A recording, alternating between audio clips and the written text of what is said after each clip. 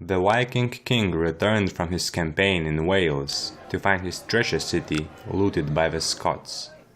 Wary of retaliation, Dervorgilla consolidated her strength in Ross.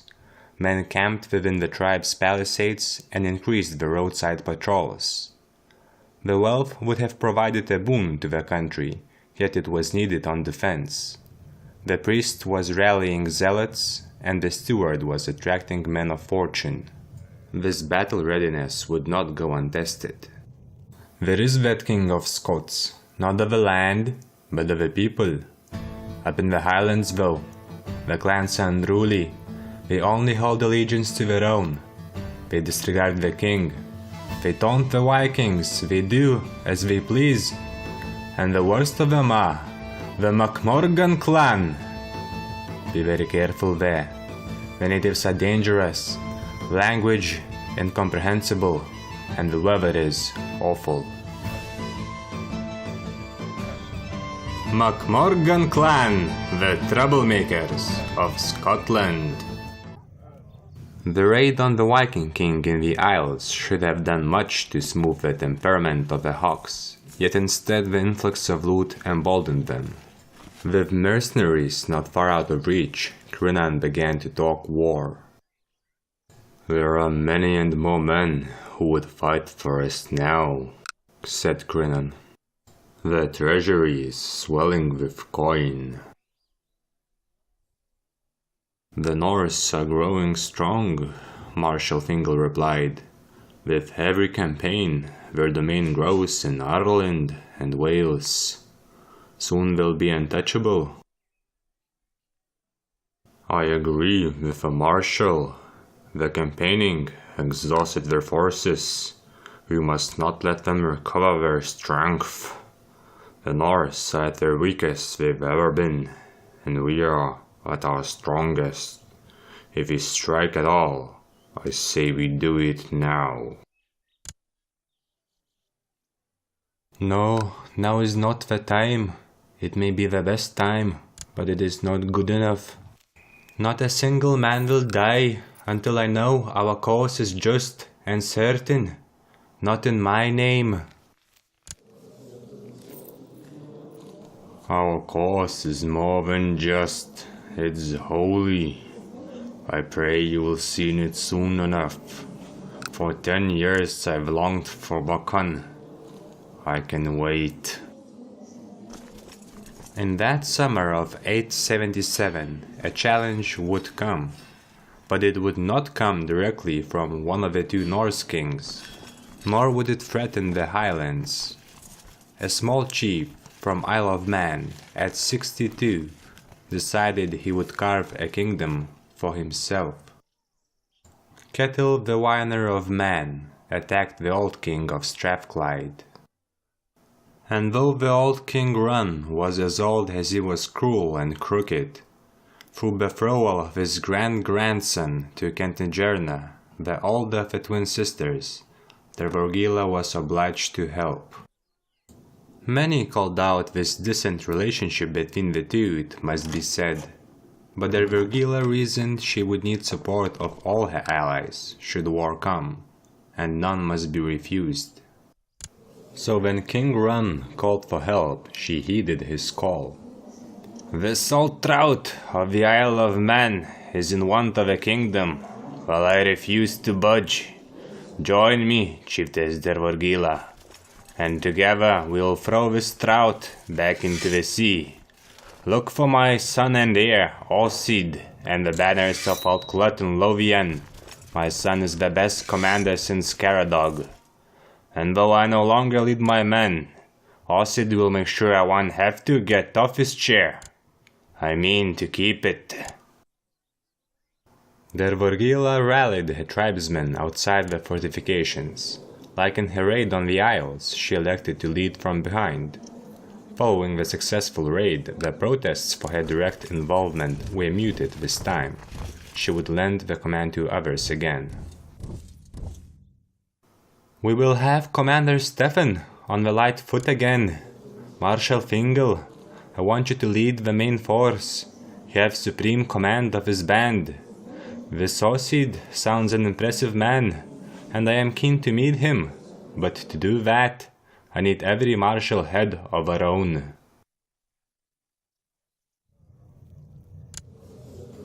The warrior band left in August. They sang their marching songs on the road, but this time every man knew it was not a raid, but war in his future.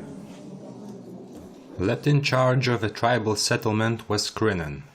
Bishop Kenneth took the martial command of defense, old men and green boys both. The bishop's commandership was an honorary station, but it was of use at times, even if it only kept him at home. With two of the council away on campaign, ironically the Hawks were the ones who stayed. The faction took control of rulership at home. As they made their way through the countryside, more reports came of Ossid's band marching to meet them in Lothian. As is usual in present matters, commoners shook hands in an informal meeting before the nobles sat down over a table. On September 10th, the Highlander scouts met with Kimber scouts of the Outclad banner. I am Ossid, Kimri of the Outclad clan, commander and heir. Pleased to meet you. Pleased to meet you, Ossid of the Outclad. My name is Dervorgilla, that lady of the Highlands. I have heard as much. Ossid looked her up and down. He was said to be a lustful man. It is good of you to come. We've 1,000 foot to the enemy's 1,300, but together we'll outnumber them. They put the tribe under siege in Outclad right away. A pitched battle for the settlement would have been unfavorable. Instead, we took to the field. A sure path to victory, should they take King Run's seat. Aye, but the tribe is well supplied. We plan to cut off our own supply in land by taking Lothian. It will fall before Outclad does, then we'll march to lift the siege. Out of supply, we'll either have to fight us hungry or retreat back to the Isle, which is as good either way. With your presence, victory is all but certain. Though his arrogance rubbed Dervorgilla the wrong way, Marshal Fingal concurred that Ossid's plan was solid. Dervorgilla made sure that her own marshal would be present in every future such discussion where strategy was of concern. She made no point of hiding it. While King Run wasn't wrong about Ossid's ability, someone had to check the plans for hubris. Lothian fell on October the 4th. The army marched into battle. In Stornavik she felt excitement. Now her stomach churned. Her father was brave. She wondered whether he, before the duel, had felt the same. The battle began as a skirmish 8 days later. Dervorgilla stood in the center alongside Fingal, where Ossid led the majority of the troops. King Run, though ailed, got up his chair and sallied out with the garrison to join the left flank. Dervorgilla's own commander Stefan led the defense against overwhelming numbers on the right. He feinted attack to delay engagement. Ossid pushed through the center. He routed Kettleson and moved to envelop around the flank of his father. Dervorgilla moved with the troop to the left. They hit the enemy from the side, dealing terrible blows.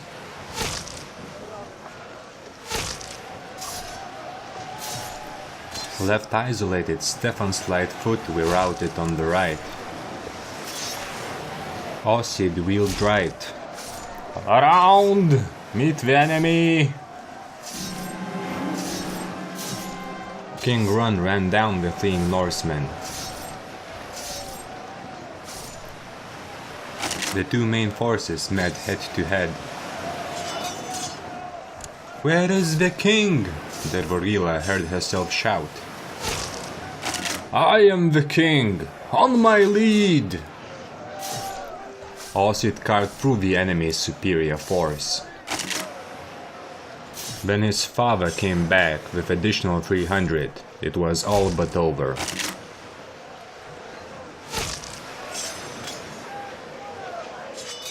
Neither the Cimbri nor the Highlanders had any horse, and the chase lasted 7 tiring days. A month and 2 days after Lothian fell, Ossith brought his full plan to fruition. And despite the victory, much of the enemy's force was left intact. Nor was Ossith the only one to claim the glory, though often meek and nostalgic, King Run did not go without hearing of Ossith's battlefield boast. When the talk began of a new great Strathclyde king to come, King Run felt already buried by his son. He began claiming that the victory belonged to him instead of Ossith, as he wheeled around the enemy in the last moments of the fight. King Run praised Ossith as Caradog just months before. Now he became increasingly suspicious of his son. Yet Ossith's ability was too much to lose in crucial moments of the war. King Run was a jealous, cruel and vindictive man. In Ossith his personal demons were lessened to pride, gluttony and lust. Ossith was driven and skilled. Run was solemn and flailing, and for that he hated him. All that is known to us now. It was not known to Dervorgilla as she ferried over along her Highlanders to the Isle of Man. At this point the war seemed more like the raid on Stornavik. The boasts of men, a full island free for looting, and only a garrison to stop them. As news of events in Altclut travelled north, so did they travel south. Bishop Kenneth died in bed at a young age of 48. His sudden death was problematic, not just because Dervorgilla had found understanding with the old Bishop of Rosemarkie, but because the taxes from Bishofarg have stopped from coming. A new bishop would have been appointed, but she did not know him and had no way of reaching out to him. A letter from a beggar chieftess would not do to sway him. She supported the men out of her own purse. With a third of her income gone, the costs cut into her treasure hoard. Dervorgilla became restless on the isle. Too much water separated her from home. She clamored for more looting and began favoring bolder strategies both. Along with the news of Bishop's death, there was word from Crinan.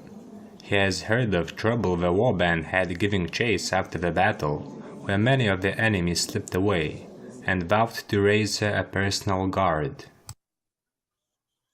"A retinue of 5 followed your father into fight," said Crinan in a letter. "I will give you a retinue of 100 light horse, so that we may protect you in battle and give chase to your enemies both." According to the letter, he had 13 horse ready so far. They would join in upcoming months and were instructed to only answer to her. Crinan could be a harsh man. Ever since the sack of Buchan, she assumed. She did not know him before. But he cared for her in his own way, now and during pregnancy both. Norse forces rallied in mid-January. Bolstered by Chief of Dublin, they marched on Altclut. The Islander garrison stubbornly refused to give up. Altclut was besieged on 29th of January.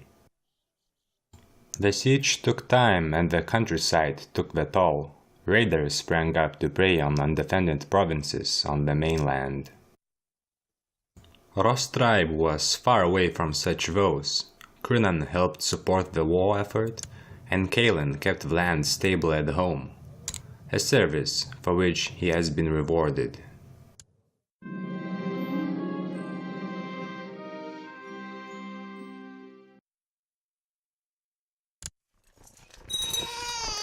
While we besieged the garrison, the war in Mercia ended, and children were born to soldiers and commanders who have yet to see them.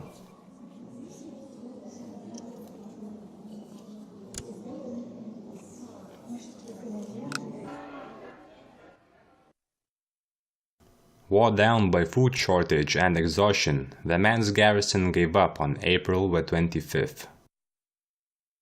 The loot gained helped to offset the cost of a siege, and the race to Altclut began. "Come on, you lot! March! Don't let the man next to you stop to rest. It's your wives and daughters.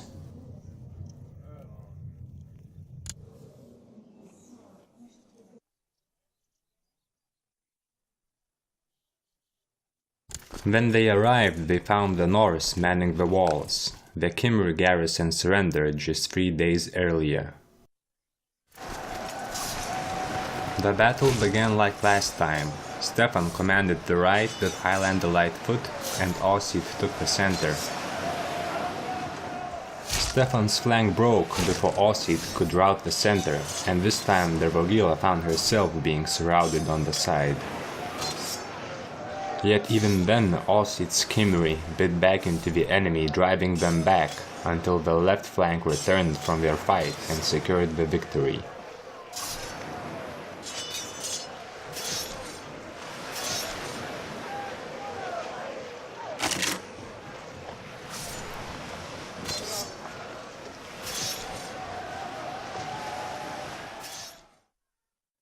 Ketilsson was beat again, and no one but Ossid could claim the glory.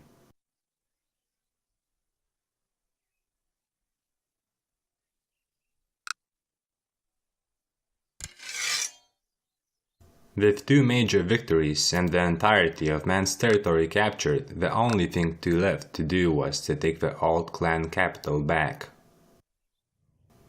Ossid entered the capital to sounds of clapping and cheering. The nobles praised him and the common folk sang of him. He earned unparalleled support. As Ossid shook hands, his father scowled in his shadow. A short celebration followed. Some resistance elements persisted in Lothian. Once they cleared, the war would be won. Dervorgilla decided to dismiss her marshal. With the bishop dead, there was no one left in charge of defense. "I want you to come back to Ross," she said. "We've bled in this fighting, and the Norse kings have not.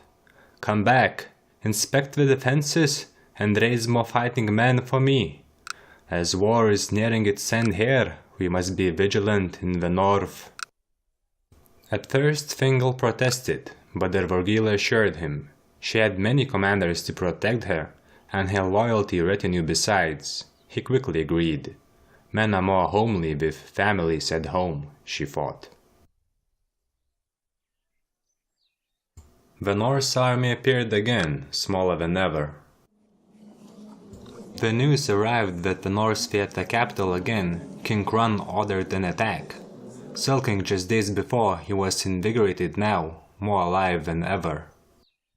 Just days before the battle was joined, he dismissed Ossid from command. He couldn't bear to see another triumph by his son, and with his health failing, saw his own death in his rise. Ossid knew very well he overstepped the boundary with his father, and not wanting to risk his position, he accepted the dismissal from command. Dervorgilla had decided to come with her troops. She was smart enough to know that her presence would keep troops from losing heart. She was humble enough to leave command to others. But, had she also been wise, she would have understood that, should other commanders were absent, the men would look to her for leadership. And so she was left at the head of an army, with nothing but charisma for skill. They won on the left and lost on the right. "Run them down!" Dervorgilla shouted words of encouragement as her cavalry chased the enemy. Then the enemy flank turned on the right. She had twice the men, and yet she was losing, and nothing she could do or say helped. "Run!" she said. "Run!" Line broke, and men fell. Spooked by blood, her horse carried her away from the fight. Cavalry scurried her away from it. Had it not been for her retinue, she may have fallen to her grave that day. "We are beaten," Dervorgilla's words echoed loud as Chancellor Nizam read her letter to Marshal Fingal. "The Cymru nobles tore themselves apart. Come to Strathclyde, my marshal, my father's marshal. I need you." The marshal left at once. MacMorgan clan, the Troublemakers of Scotland. A sure path to victory should we take King Ron's seed.